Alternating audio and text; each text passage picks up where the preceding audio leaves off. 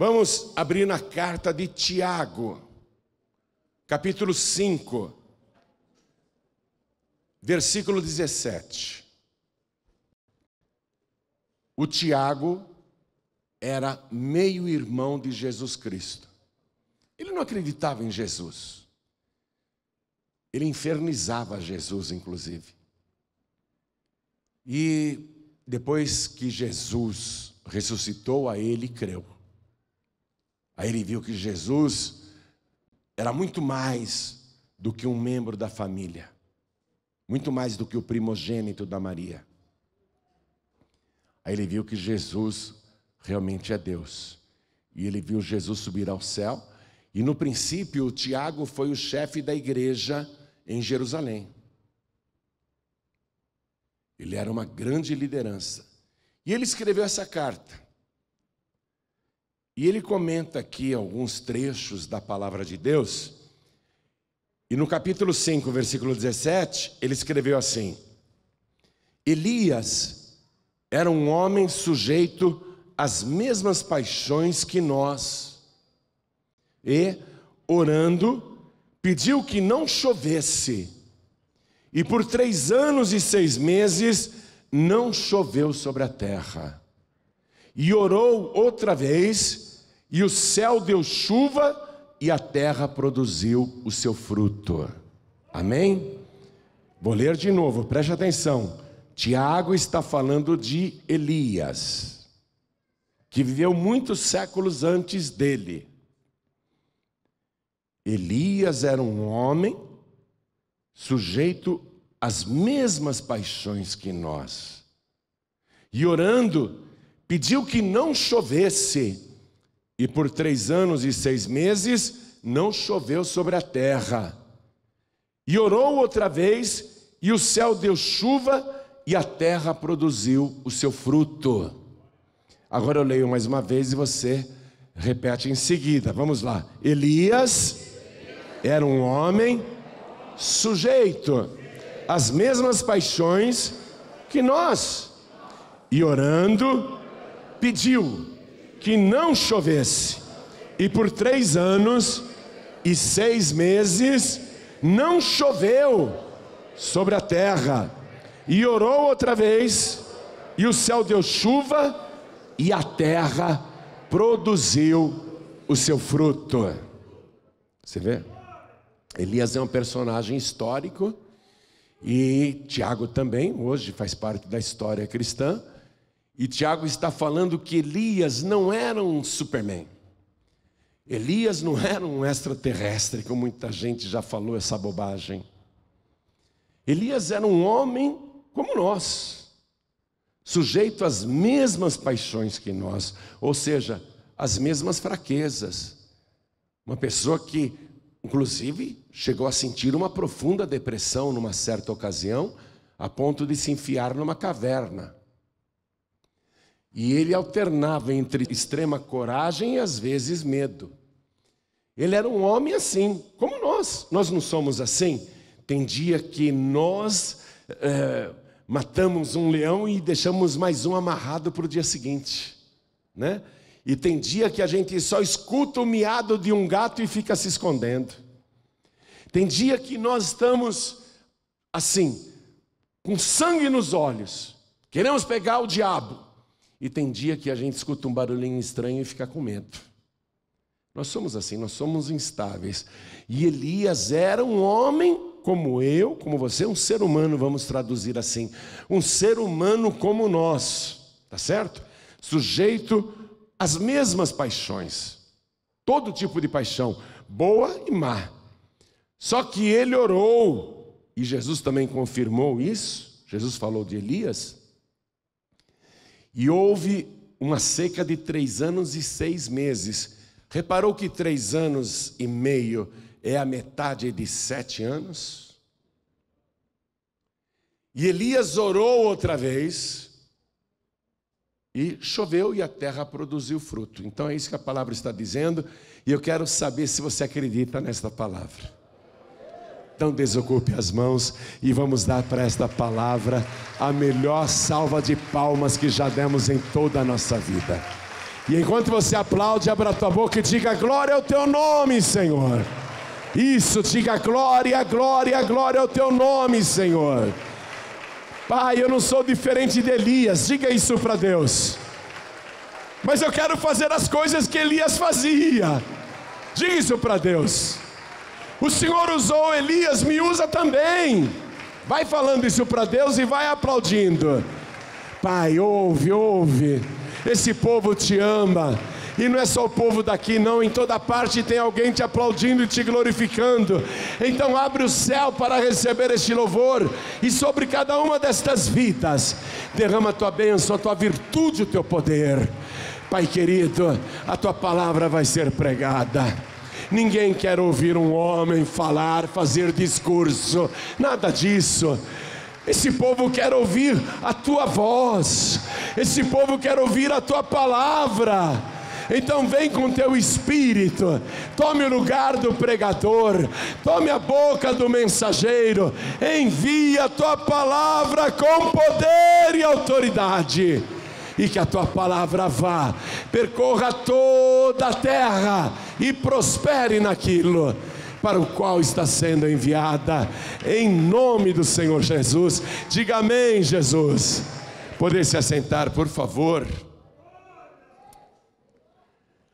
Mas aqui tem uma coisa, no versículo 17, que o Tiago, ele colocou assim as palavras um tanto superficiais.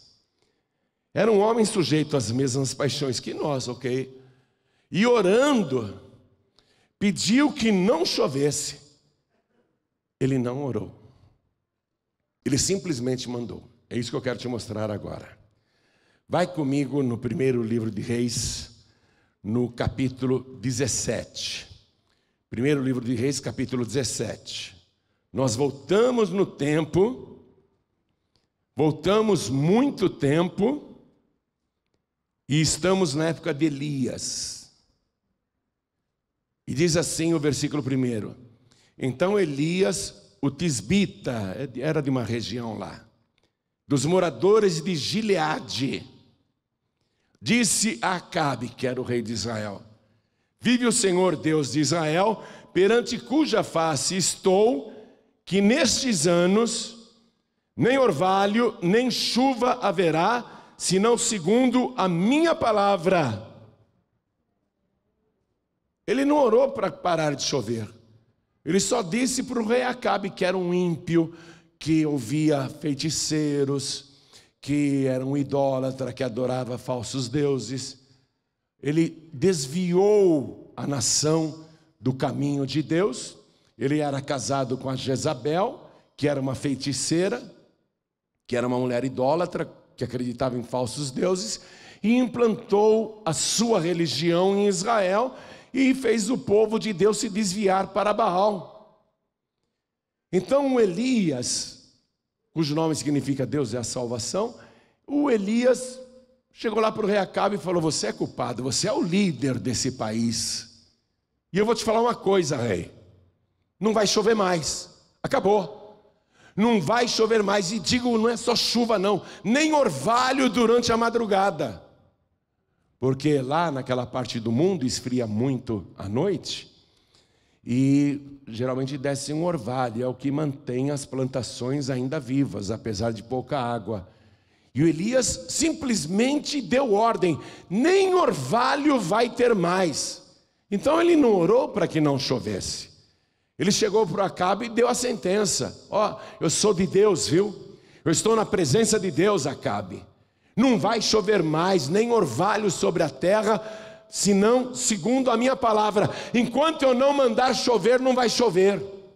E aí começou essa seca que devastou Israel e durou 3 anos e 6 meses. Muitas coisas vão acontecer.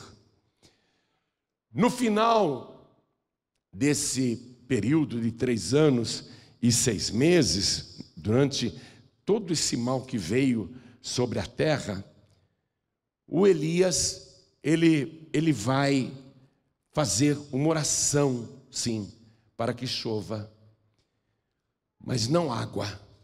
Ele vai fazer uma oração para que chova fogo do céu. E ele vai fazer uma oração extremamente curta, extremamente pequena. Capítulo 18, agora, do primeiro livro de Reis. Nós vamos ler a oração que Elias fez. A gente pensa que ele orava horas e horas, não é? Olha o que diz aqui no versículo 36. Isso 3 anos e meio depois da seca, hein? Sucedeu, pois, que oferecendo-se a oferta de manjares, o profeta Elias se chegou e disse, olha a oração que ele vai fazer. Ele se chegou a Deus. Pode cronometrar, não dá 30 segundos. A oração dele não dá 30 segundos. Ó Senhor Deus de Abraão, de Isaque e de Israel, manifeste-se hoje que tu és Deus em Israel e que eu sou teu servo e que conforme a tua palavra fiz todas estas coisas. Responde-me, Senhor, responde-me, para que este povo conheça que tu, Senhor, és Deus e que tu fizeste tornar o seu coração para trás. Isto é, fez o coração desse povo se converter. Quando ele acabou de fazer esta oração, que não deu 30 segundos, olha o que diz o versículo seguinte. Então caiu o fogo do Senhor e consumiu o holocausto e a lenha, as pedras e o pó, e ainda lambeu a água que estava no rego, sobre o sacrifício ali. Uma oração curtíssima, para voltar a chover, mas não água, fogo do céu. Agora, depois disso, depois desse sinal que choveu fogo do céu, ele vai orar para que chova o que o povo está precisando mesmo, água. Chova água, não fogo. O povo não precisa mais ser abrasado pelo calor, nem por chamas, nem por incêndios. O povo agora precisa de água. Tem 3 anos e meio que não chove. O gado morreu de sede. Famílias foram destruídas por falta de água. Pessoas ficaram doentes, desidratadas. A agricultura foi à falência. O país quebrou. E agora ele vai orar para que Deus atenda a sua oração e mande chuva de água sobre a terra seca, sobre a terra sedenta. Vê o versículo 42. E Acabe, aquele rei ímpio, subiu a comer e a beber, mas Elias subiu ao cume do Carmelo. O Acabe é um ímpio, ele não vai buscar a Deus, ele não vai orar, isso não interessa para ele. Ele sabe que Deus tem o poder de abrir o céu para que venha chuva sobre o seu país, mas ele vai comer e beber, não está nem aí. O Elias, porém, subiu ao cume do Monte Carmelo. E continuando aqui a leitura diz, e se inclinou por terra, e meteu o seu rosto entre os seus joelhos. Primeira coisa, esse homem que dava ordens, não vai chover mais. Esse homem que fazia uma oração curtinha para descer fogo do céu, vai entrar numa oração suplicante a Deus, numa posição intensa de oração. Essa posição em que Elias vai orar é, sem dúvida nenhuma, a posição mais aflitiva para uma pessoa se colocar diante de Deus para pedir alguma coisa. Demonstra a intensidade com que a pessoa está buscando aquilo. E te digo mais, até Jesus na última noite de vida fez esta oração nessa posição, prostrando-se com o rosto em terra. É uma posição extremamente difícil. Eu vou mostrar para você, usando aqui o Fernando Paulo, o pastor Fernando Paulo de exemplo. Vem cá, pastor Fernando Paulo. A palavra está dizendo que Elias se inclinou por terra ele se encurvou e meteu o seu rosto entre os seus joelhos. Como é que está a coluna? Está bem? Tá bem. O esqueleto está legal? Tá legal. A roupa não está muito agarrada não, porque senão pode rasgar. Você vai, primeiro, se ajoelha, se encurva, agora põe o rosto entre os joelhos. Quando a pessoa fica nessa posição, todo o sangue vai para a cabeça. Por isso que na última noite de vida, Jesus orou e soou grandes gotas de sangue que escorriam até o chão. Dependendo da intensidade da oração e do nervosismo da pessoa na hora, os microvasos capilares podem se romper e o suor normal fica tingido com microgotas de sangue, então dá a impressão que está sangrando a cabeça toda. Mas olha a posição que ele está.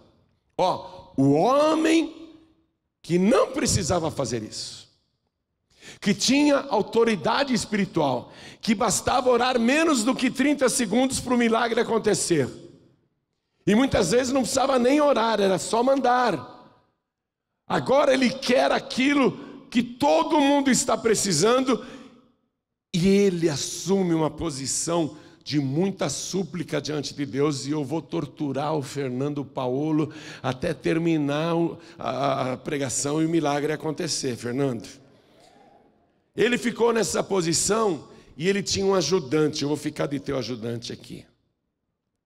Sem olhar para o ajudante, ele dá uma ordem para o seu moço, versículo 43.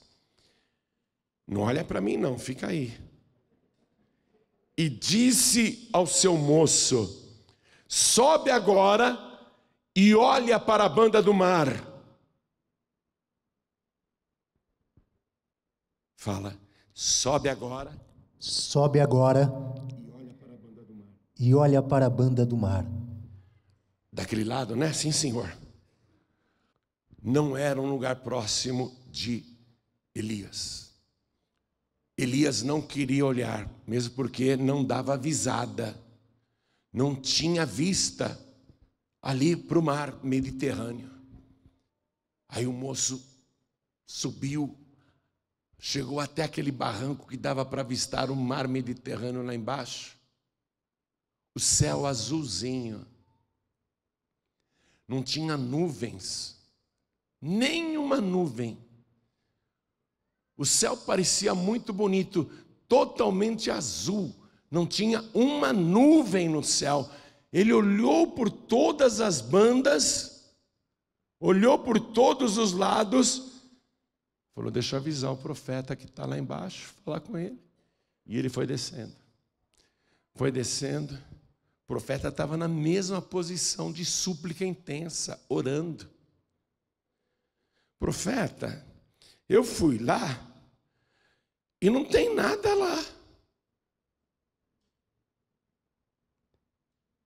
Não há nada. Então disse ele: torna lá 7 vezes. Fala, torna lá 7 vezes. Torna lá 7 vezes. 7? Eu não posso ficar daqui olhando? Recebeu uma ordem para ir e voltar 7 vezes. Pensa. Torna lá 7 vezes. Estou aqui, de novo, olhando o mar Mediterrâneo, olhando o céu, não tem nuvem nenhuma. Eu tenho que voltar? Eu não posso ficar sentado aqui numa pedra olhando. Quando aparecer alguma coisa eu aviso o profeta. Por que eu tenho que tornar 7 vezes? Bom, mas manda quem pode e obedece quem tem juízo. Eu vou voltar. Primeira vez. Profeta, não tem nada lá, vou voltar e olhar de novo. Suando, subiu, chegou lá no precipício, olhou o céu na direção do mar. Profeta, não tem nada lá, mas eu vou voltar pela 3ª vez. E o profeta aqui, amados, você vê que ele não está olhando para o objetivo. Ele mandou o rapaz fazer isso. O rapaz vai então pela terceira vez e vai repetir essa ida e volta 6 vezes. Não tem nada lá, profeta, eu já fui e voltei 6 vezes, mas agora eu vou de novo. São 7 vezes? Tá bom. Ele não entende por que o profeta mandou ele fazer isso 7 vezes. E ele vai pela 7ª vez, e ele olha, e ele vê uma nuvenzinha branca naquele céu azul de brigadeiro. E a nuvenzinha branca tem o formato da mão de um homem. Sabe quando a gente olha a nuvem e fica imaginando, olha, parece um coelho, parece um urso, parece um cachorro. Ele olhou, estou vendo uma nuvenzinha pequenininha. Profeta, eu fui lá pela 7ª vez, tem uma novidade. Eu queria contar para o senhor, profeta, tem uma nuvenzinha lá do tamanho da mão de um homem. Aí o profeta, que já estava há um tempão nessa posição, levantou, deu glória a Deus e falou, então vamos embora, porque está armando um grande temporal e vai chover sobre a terra tudo aquilo que ficou retido nesses 3 anos e meio. Toda a água que o céu tinha retido vai descer agora de uma vez só. Você ficou pouquinho, o Elias ficou, não sei quanto tempo, mas não foi pouquinho assim. O que você sentiu nessa posição? Olha, em todo o tempo que eu fiquei aqui, a única coisa que eu fiz foi glorificar o nome do Senhor. Procurei pensar em cada pessoa que aqui está. Cada pessoa que está sendo apresentada por você, que aqui veio. Mas é sacrificante. A posição é difícil. É complicada. Doeu um pouquinho aí? Não chegou a doer que você é jovem, atleta, né? Mas você sente o sangue? Sim, você sente o sangue realmente vindo para a sua cabeça. É desconfortável. É desconfortável. Imagine, o profeta ficou um tempão nessa posição desconfortável, mas ele não saiu da posição enquanto o milagre não aconteceu. Atenção, era uma pequena nuvem do tamanho da mão do homem. A gente sabe de quem é essa mão. É essa mão que está vindo do céu sobre a tua vida. Tem muita coisa retida aí, não tem? Há quanto tempo as coisas estão retidas na tua vida? Essa palavra profética está dizendo, busca o Senhor, não desiste, porque a poderosa mão de Deus já está se movendo em teu favor. Deus já está movendo a mão na tua direção. A bênção já está vindo na tua direção. Acredite e dá glória a Deus. A mão de Deus está indo na tua direção. E o céu ficou escuro, minha gente. Toda a água que estava retida há 3 anos e meio veio daquela nuvenzinha pequena. Vê se você entende isso.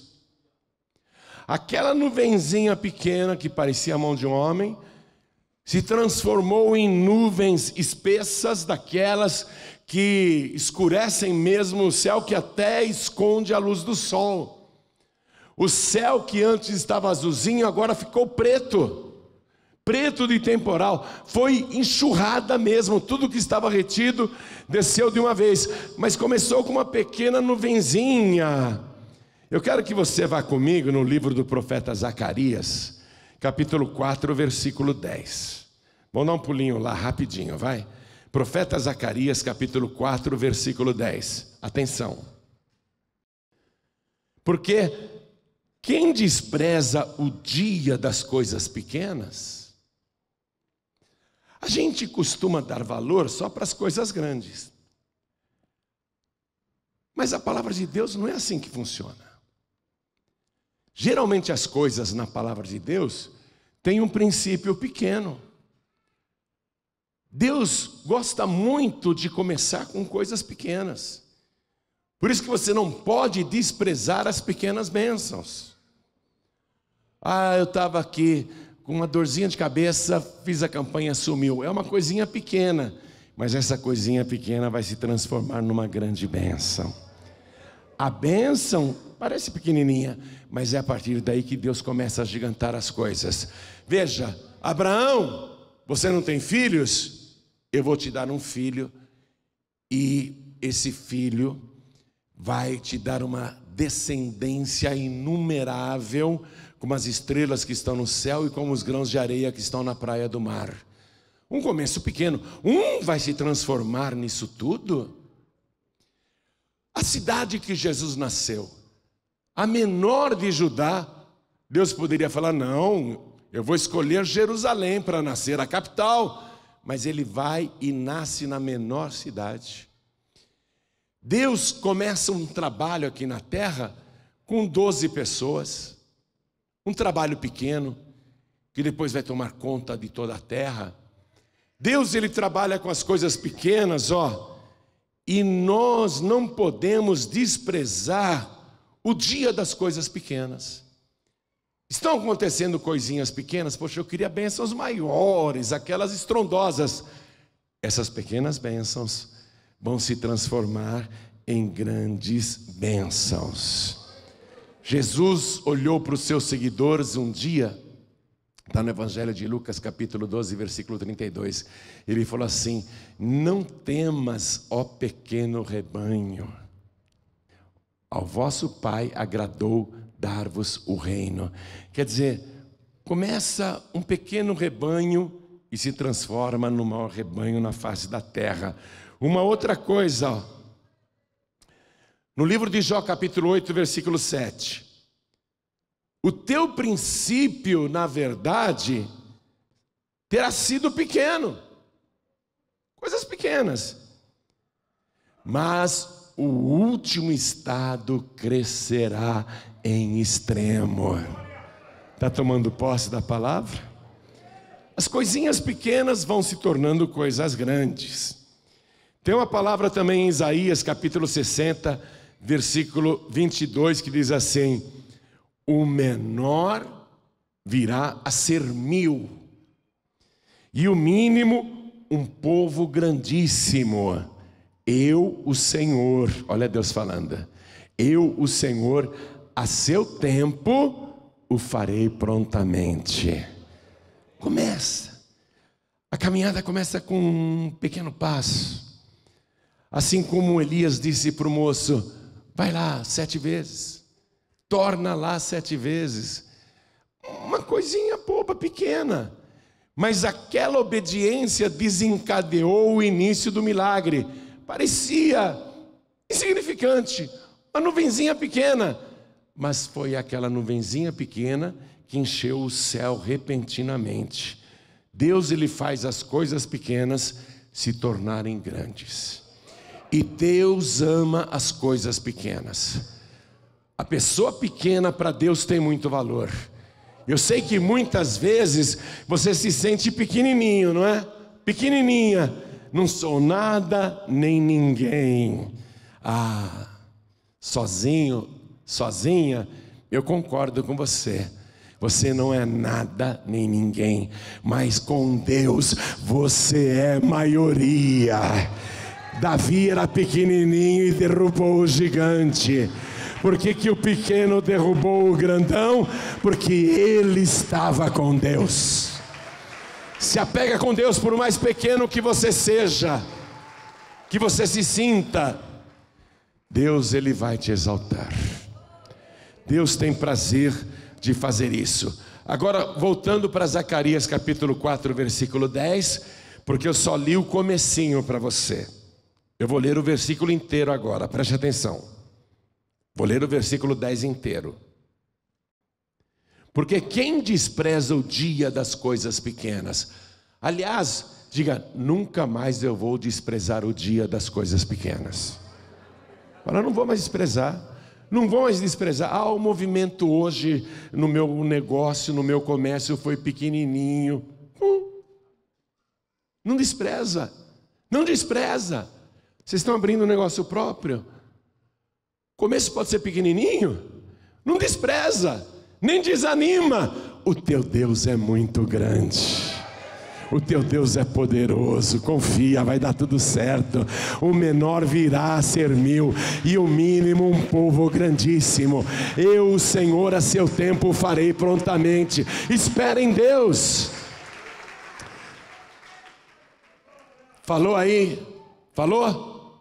Repete: nunca mais vou desprezar as pequenas coisas. Ótimo, tá bom. As coisas pequenas, tá bom. Continuando o versículo: pois esse se alegrará, vendo o prumo na mão de Zorobabel. Olha o mistério aqui. São os 7 olhos do Senhor, que discorrem por toda a terra. Opa! O ajudante do Elias não sabia porque tinha que ir e voltar 7 vezes. Mas Deus, os olhos do Senhor, os 7 olhos do Senhor que discorrem sobre toda a terra, observavam o movimento de obediência daquele jovem, enquanto o profeta orava. A gente ora por você, mas Deus vai ficar de olho em você. Nós vamos ficar orando, eu vou ficar orando, em particular na minha casa, todo dia, a semana inteira, todas as semanas da tua campanha de oração. Eu não vou nem olhar para você, também não vou olhar nem para o objetivo. Eu só vou olhar para a tua petição e vou ficar orando ali em cima. Mas os olhos do Senhor estarão sobre você. Os 7 olhos do Senhor, acompanhando o teu movimento. Agora veja, isso que está escrito no livro de Zacarias coincide com o livro de Apocalipse, capítulo 5, versículo 6. Vamos até lá, por favor. Apocalipse, capítulo 5, e o texto vai falar de Jesus. É impressionante o que você vai ler comigo. É impressionante. O João olhou lá na glória, e eis que estava no meio do trono e dos 4 animais viventes, e entre os anciãos, um cordeiro. Jesus, o cordeiro. Um cordeiro, como havendo sido morto. Jesus é o cordeiro de Deus que foi morto pelos nossos pecados.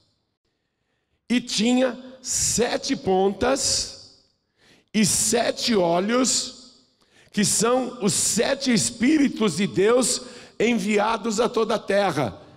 Não me peça explicação para isso, porque se eu soubesse, eu saberia tudo.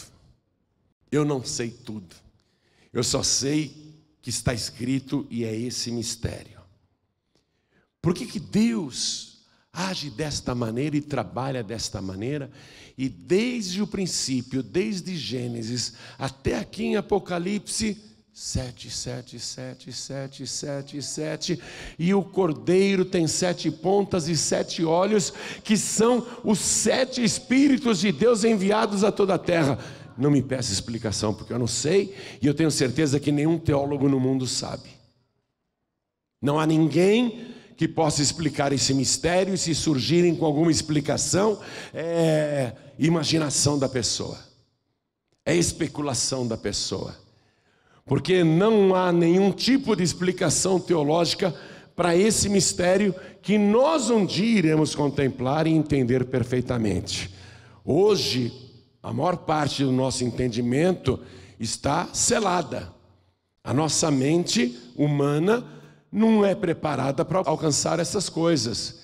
E Deus não tem que ficar explicando isso para suas criaturas. Ele diz como é.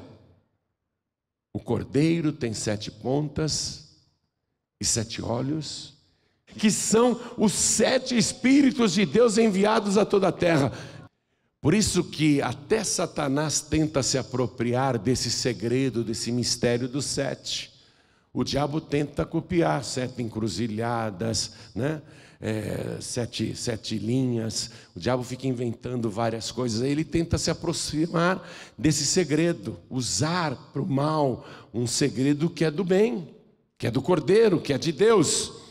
Então, nós estamos contemplando a palavra agora, que Elias também não precisava ter uma explicação teológica sobre esses mistérios, mas ele vai colocar em prática.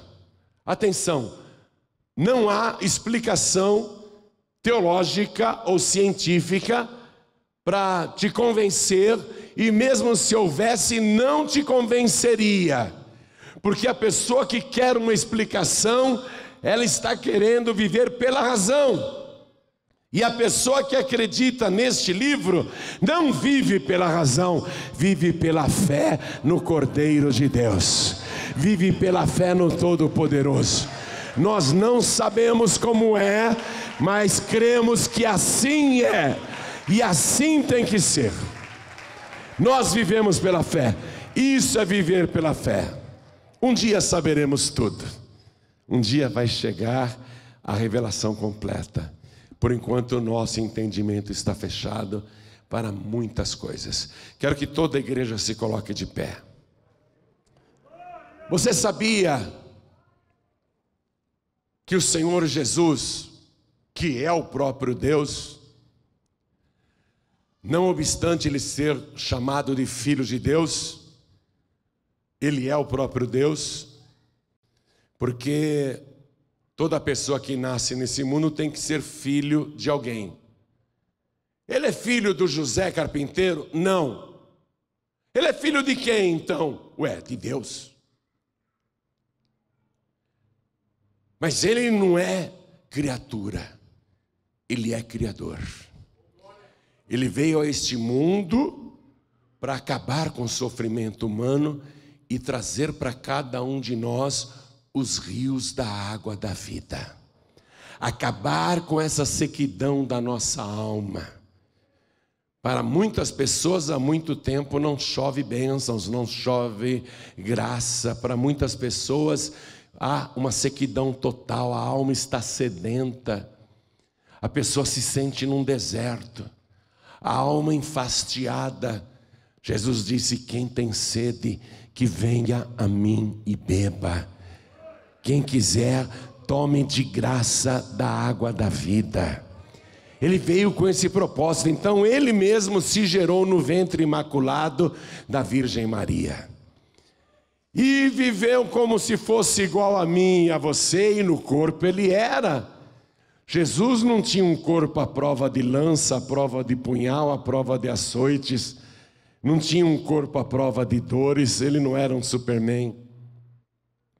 Jesus, como Elias, eu e você, tinha um corpo sujeito às mesmas paixões.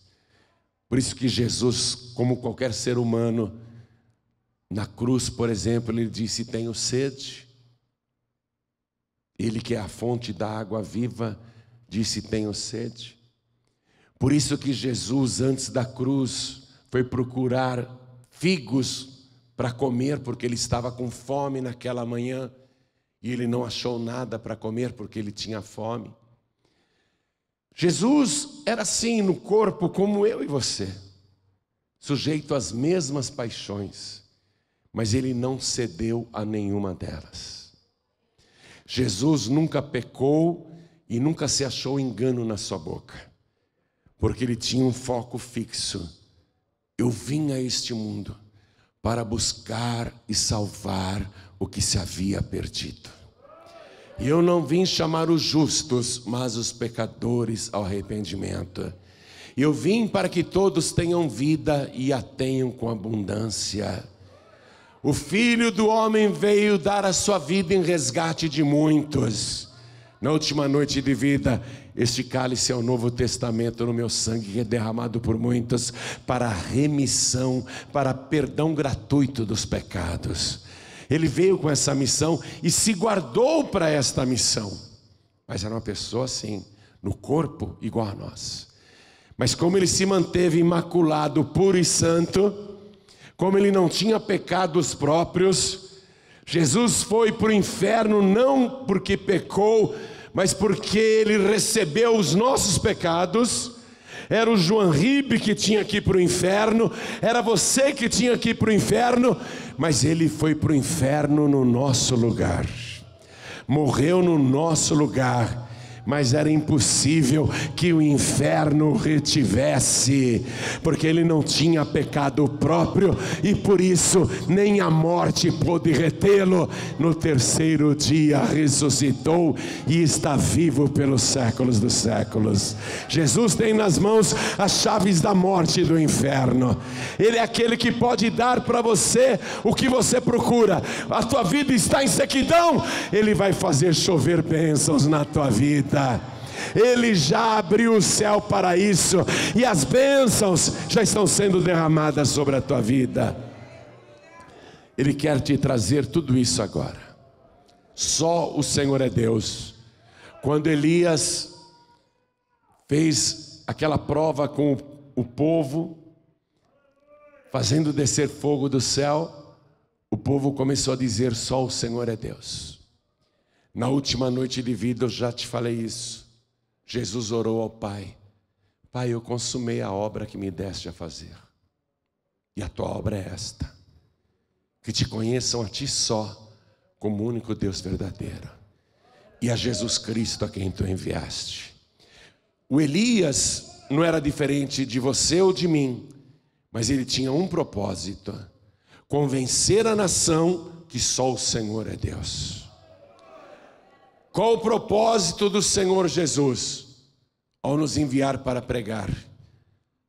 Para que todos saibam que só o Senhor é Deus, que só Ele salva, que há um só Deus, atenção, e um só mediador entre Deus e os homens, Jesus Cristo, homem, o qual se deu em preço de redenção por todos. Ele não pegou a sua vida e falou: toma, meu Deus, estou dando a minha vida para o Senhor em favor da humanidade. A palavra é muito clara. Ele se deu, porque Ele é Deus. Ele se deu a si mesmo por todos nós, em preço de redenção por todos.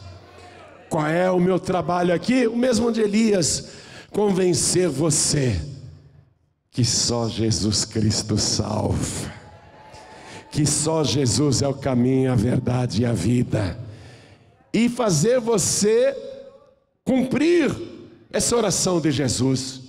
Sabe o que eu fico triste? Que toda oração de Jesus é poderosa, e toda oração produziu milagre, e ele diz: Pai, que conheçam a ti só como único Deus verdadeiro, e a Jesus Cristo a quem tu enviaste. E a humanidade diz: não, eu prefiro outra pessoa, eu prefiro outro jeito, eu prefiro uma outra pessoa, uma entidade. É triste saber que Jesus fez esta oração e as pessoas dizem não para Ele. Mas quem diz sim, só o Senhor é Deus. Quem diz sim para Ele, ouvindo um homem como eu, que não é diferente de Elias, que não é diferente de você, quem diz sim para Ele, tem os seus pecados perdoados, o seu nome escrito no livro da vida do Cordeiro, banhado pelo sangue de Jesus, limpo de todo pecado, de toda iniquidade.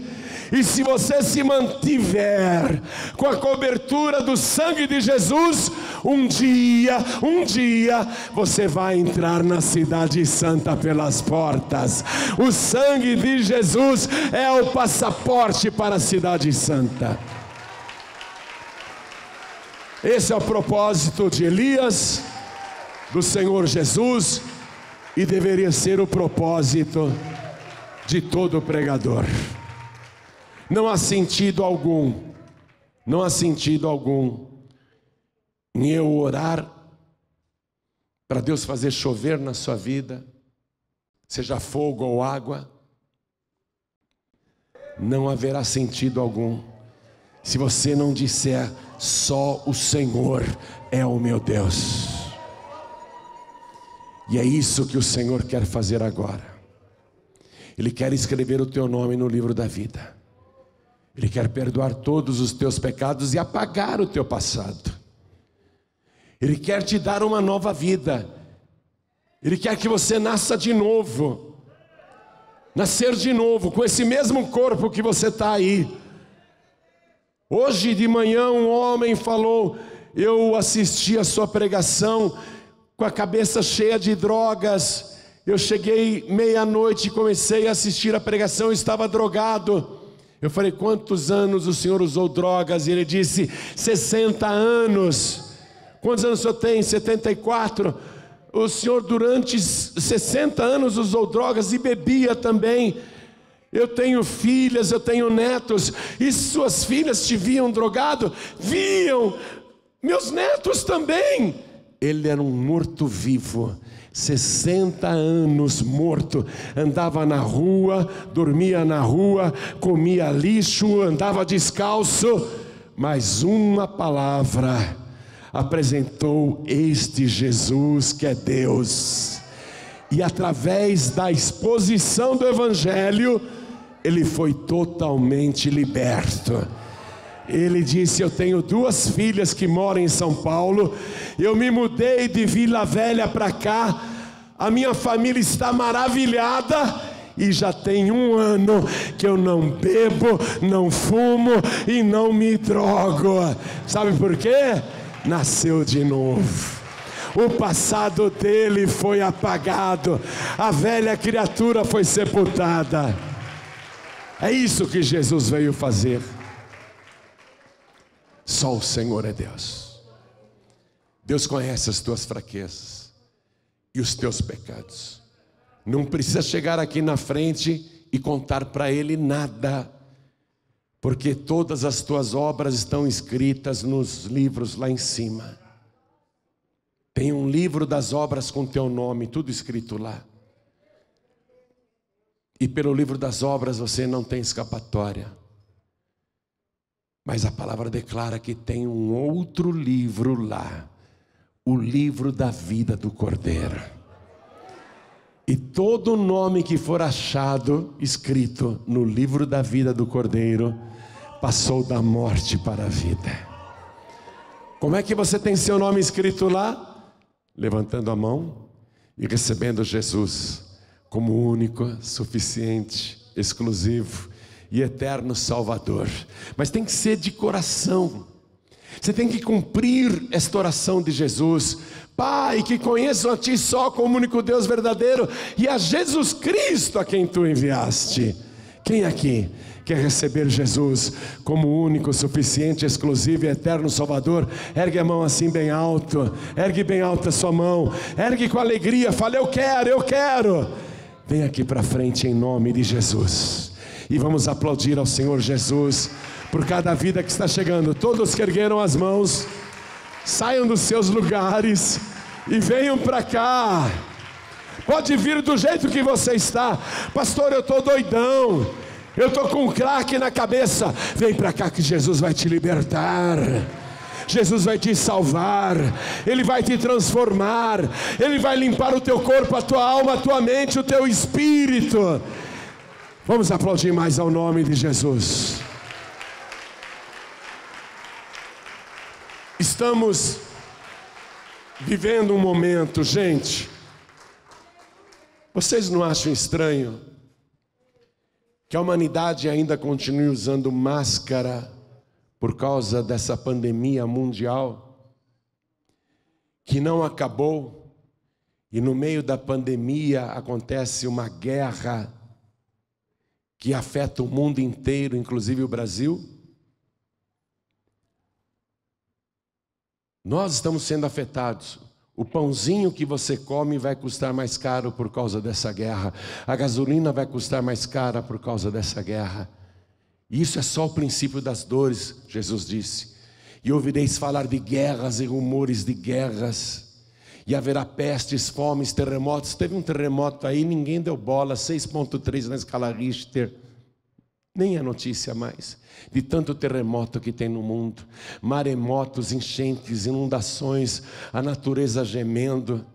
violência, desamor, valores invertidos, a moral destruída, a família destruída, a juventude aniquilada, o sistema do anticristo no mundo todo. Olha só, tudo pronto, tudo. Estamos vivendo um tempo difícil e não é um tempo qualquer. Foi o tempo que Jesus disse: quando estas coisas começarem a acontecer, levantai as vossas cabeças e olhai para o céu, porque está próxima a vossa redenção. Ele está falando do arrebatamento. E justo nessa hora em que se aproxima o momento do arrebatamento, justo nessa hora que é para olhar para cima, você resolve olhar para baixo, e olhar para os lados, e olhar para o mundo. Justo nessa hora você resolve sair da igreja, se afastar, desistir, ou ficar na igreja e no mundo ao mesmo tempo, hein? Justo nessa hora você resolve cochear entre dois caminhos. Não dá certo, não dá certo. Você tem de consertar a tua vida espiritual. Você tem que colocar a tua vida no altar. Você tem que abraçar este Senhor, porque Ele disse: quem perseverar até o fim será salvo. E Ele falou várias e várias vezes: vigiai e orai, para que aquele dia não vos apanhe de surpresa. Justo agora você quer parar de vigiar? Justo agora você quer parar de orar? Justo agora você resolve descambar? Filho pródigo, põe juízo nessa cabeça. Filha pródiga, acorda. Justo agora você está resolvendo curtir a vida? Não é hora. Agora é hora de você se apegar com Deus. Pastor, eu estou muito fraco na fé. Está difícil para mim. Eu não estou conseguindo seguir as pegadas de Jesus. Eu preciso de ajuda. Amém? Se você está com dificuldades de seguir Jesus e quer oração para isso, vem aqui para frente que nós vamos orar por você. Vem do jeito que você está. Traga as suas fraquezas, traga tudo que está te atrapalhando, que nós vamos orar. Não é hora de desistir e não é hora de voltar atrás. Vem para cá. Por isso que a palavra manda orar uns pelos outros. A gente vai orando uns pelos outros. Vamos aplaudir mais ao nome de Jesus. Você que está assistindo pela TV ou ouvindo pela rádio ou no youtube.com/johnribe, entrega a vida para Jesus, volta para Jesus, se ajoelha ao lado do teu televisor, do teu rádio, do teu computador. Se apega com Deus. Não tem uma paz e vida perto de você? Procura uma igreja que prega a palavra, que não faça comércio da fé, que não explora a ingenuidade das pessoas, onde não há mistificação da fé, onde a palavra pura é pregada e onde Jesus é exaltado como o próprio Deus. E aí você frequenta a igreja. Se não tem uma paz e vida perto de você, mas se tem, vai para a paz e vida. Se não tem paz e vida, procura uma igreja desse jeito que eu te falei. Mas não fique solto desse jeito. Não fique. A ovelha tem que estar no rebanho que Cristo é o pastor, Jesus é o pastor. Então, você que está numa cadeia, num hospital, quer entregar a vida para Jesus? As cadeias estão cheias de pessoas que têm nomes bíblicos: Lucas, Daniel, Mateus, Samuel, tudo preso pelo tráfico. Crianças que antes eram da igreja, cresceram e foram para o crime. Onde você foi parar? Olha o que você ganhou aí, olha, na cadeia. Ontem mesmo eu vi traficantes de armas sendo presos, e eles estão sendo presos. Você olha para o camarada, ele está de camiseta e chinela havaiana. Você vê os traficantes sendo presos, eles estão tudo em buracos. O que o crime está te dando? Você conhece a palavra, volta para Jesus, se arrependa dos seus pecados. Se conserta com Deus, Jesus está voltando. Se você voltar para Jesus aí nessa cadeia, Quando a trombeta soar, se você for de Cristo, você sobe daí mesmo. Essa cadeia não vai te reter se você for de Cristo. Então entrega a vida para Jesus. Pessoas em penitenciárias femininas, mulheres, moças, jovens, que se envolveram com drogas, com tráfico. Filha, volta para Jesus. Está na hora. Jesus está voltando. Nós vamos orar agora. Nós vamos fazer a nossa oração. Se mais alguém quer vir para frente, pastor João Ribe, eu quero receber uma oração para me fortalecer na fé. Então vem aqui para frente também. E eu vou dobrar os meus joelhos aqui diante do altar. Aproveita, corre, que ainda dá tempo. Coloque a mão direita sobre o teu coração assim. Até uma criança entende, né, mãe? Hein? Até uma criança. Como é teu nome, menina? Hã? Miriam. Até a Miriam entende. E ela, como chama? Você? É, a Marta. Então, olha aqui, até uma criança entende. Marta e Miriam, até uma criança entende a palavra. Então, coloque a mão direita sobre o teu coração. Ore assim comigo. Meu Deus e meu Pai, meu Deus bendito, eu não sou diferente do ser humano Elias. E o Senhor Jesus, quando estava num corpo humano como o meu, entendeu as aflições da nossa carne.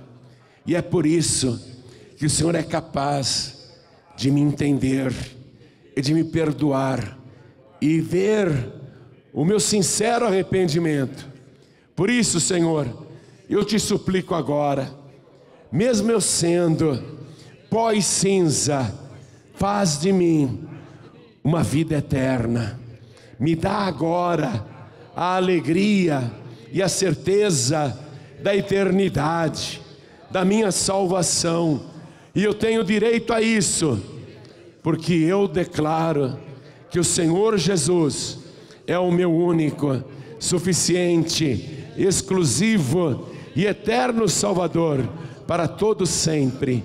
Amém. Continua assim, deixa eu orar agora. Toda a igreja estenda as mãos na direção das pessoas aqui na frente. Vamos orar. Pai querido, eu oro por cada pessoa que veio aqui na frente dobrar os joelhos. Mas há um número incalculável à distância, em toda parte, tanto no Brasil como fora do nosso país. Pessoas estão prostradas agora, ajoelhadas na tua presença, suplicando o teu favor, pedindo perdão. Então atende agora cada uma destas pessoas, e do jeito que ela te pediu com arrependimento, perdoa os seus pecados, apaga o seu passado. Eu disse para ela que se ela viesse entregar a vida ao Senhor, o Senhor a receberia do jeito que ela está, mas que ela não continuaria como está. E é isso que tem que acontecer agora. O Senhor a recebeu do jeito que ela está, mas ela não vai voltar para casa desse jeito. Hoje ela vai retornar para casa com a alegria da salvação, a vida espiritual renovada e transformada, e passando a desfrutar a partir de agora de uma vida de milagres, de uma vida transbordante, não mais uma vida de sede, onde a alma suplica pela água da vida e até hoje não tinha encontrado. Meu Deus, hoje o teu filho, a tua filha está entrando no rio da água da vida. E o Senhor disse: quem quiser que venha a mim e beba. E esta pessoa quis. Então, Senhor, dá a água da vida para ela, sacia a sede desta pessoa, derrama aquela chuva de bênçãos que vem diretamente do céu, e tudo que estava retido na vida desta pessoa até hoje, libera para ela agora. E quero, junto com esta vida transbordante, eu quero libertação de todo e qualquer vício, libertação de toda e qualquer perturbação ou depressão. Eu quero libertação de toda tristeza e doença. Eu quero que quando esta oração terminar e esta pessoa se levantar, o rosto dela esteja resplandecendo. Eu quero que o teu rosto, Senhor, resplandeça sobre ela. Por isso agora estou abençoando cada uma destas vidas que estão de joelhos diante do teu altar e todos que estão à distância, se rendendo ao Senhor. Eu abençoo cada uma destas vidas em nome do Senhor Jesus, o nosso único, suficiente, exclusivo e eterno Salvador. Assim seja feito. Amém, Senhor. Diga amém, Jesus. E vamos nos levantar e aplaudir ao nome de Jesus. Vamos dar uma grande salva de palmas para Jesus.